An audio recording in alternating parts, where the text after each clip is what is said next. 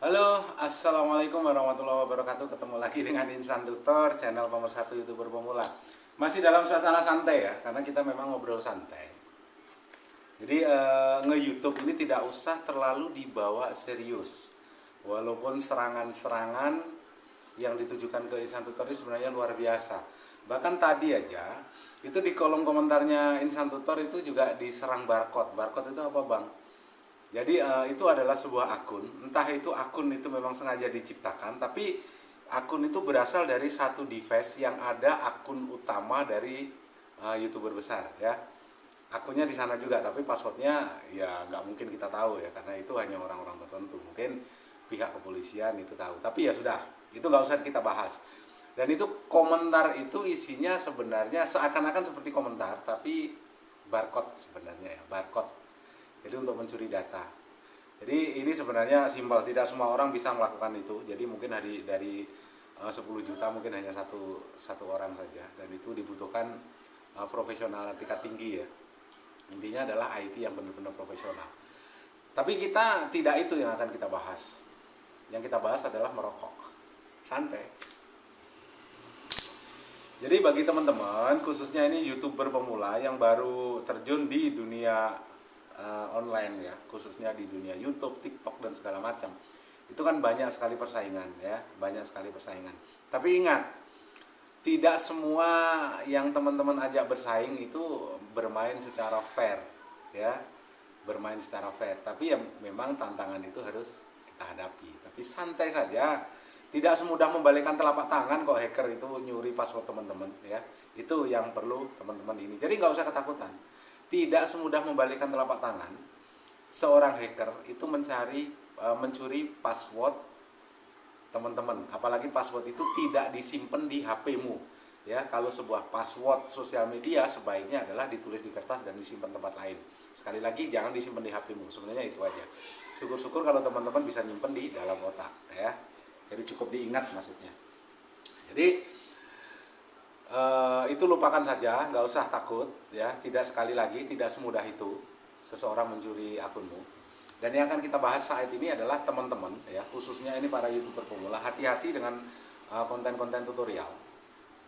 Tutorial teman-teman sebaiknya, kalau ini saya sepakat teman-teman harus cerdas ya, bukan bahlul. Saya sepakat ini harus cerdas. Karena gini, teman-teman harus bisa membedakan mana itu konten reaction dan memang benar-benar tutorial berdasarkan pengalaman pribadi. Karena ini sebuah konten reaction atau reaksi atau reaction lah, itu sebenarnya bisa dikemas menjadi sebuah konten seakan-akan seperti tutorial. Tapi sebenarnya kalau itu diikuti selesai ya, nggak bakalan berkembang. Teman-teman mau kayak YouTuber besar yang subscribernya sudah di atas 5 juta setelah itu dibantai sama YouTube. Apa itu, Bang? Calon sarjana. Calon sarjana itu adalah copy paste kasih narasi, copy paste kasih narasi. Akhirnya kenapa? Calon sarjana sekarang sudah nggak ada lagi kan, dibantai juga. Walaupun sekarang muncul calon sarjana yang baru atau new calon sarjana. Tapi konten itu atau channel itu kan sudah disikat juga sama YouTube seiring dengan berjalannya waktu ya.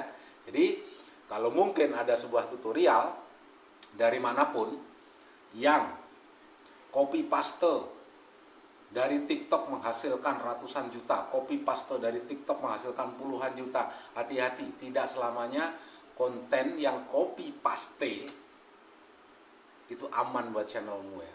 Mungkin setahun aman, selanjutnya selesai. Karena persaingan antara TikTok dengan YouTube ini kan sudah barbar, sudah luar biasa ya. YouTube bertahan dari serangan TikTok, dari serangan Hello, dari serangan sosial media yang lain, dari platform yang lain sejenis TikTok.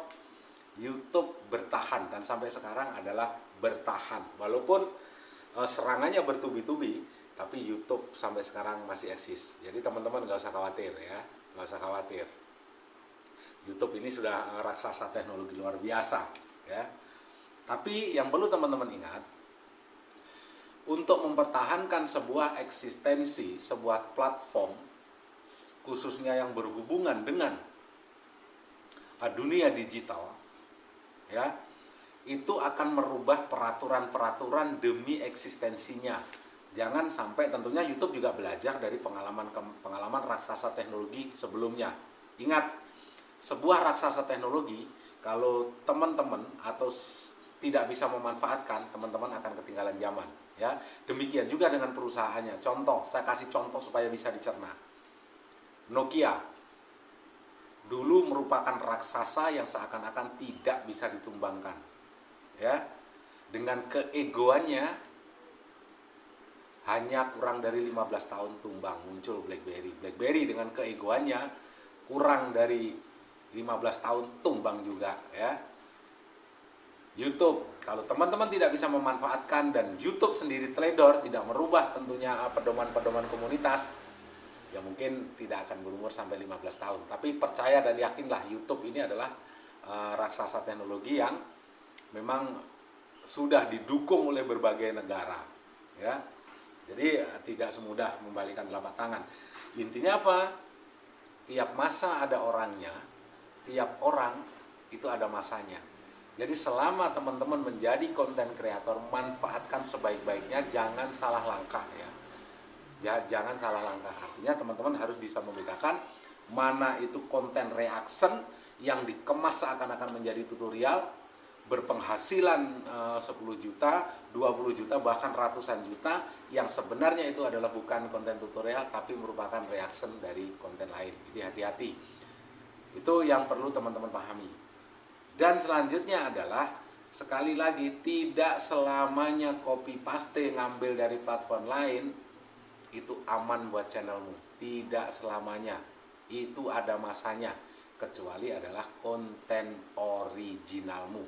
Kembangkan kreativitasmu, tunjukkan bahwa teman-teman bisa eksis. Sebuah channel, sebuah video tidak harus bagus, ya. Sekali lagi, tidak harus bagus, tapi isi.